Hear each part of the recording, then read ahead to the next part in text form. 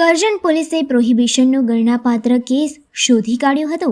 Karjan police મથકની team ઉચ્ચ police અધિકારીઓની સૂચના માર્ગદર્શન પ્રમાણે ઓપરેશન પરાક્રમ અંતર્ગત કામગીરીમાં હતી. દરમિયાન બાતમી હકીકત મળેલ કે એક ટ્રક ગણપતપુરા ચોકડીથી ધાવડ ગામ તરફ જવાના રોડ તરફ જાય છે, જે શંકાસ્પદ છે.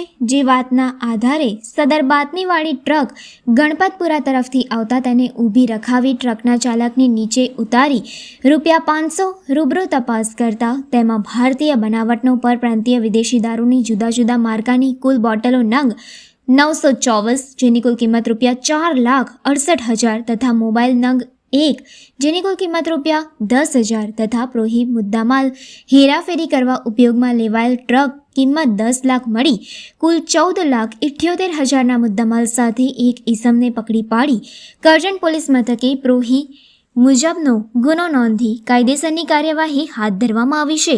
પોલીસે યુપીના આરોપી ફુરકાન અલી સિરાજુદ્દીન રાઘડની ધરપકડ કરી કાયદેસરની કાર્યવાહી હાથ ધરી છે.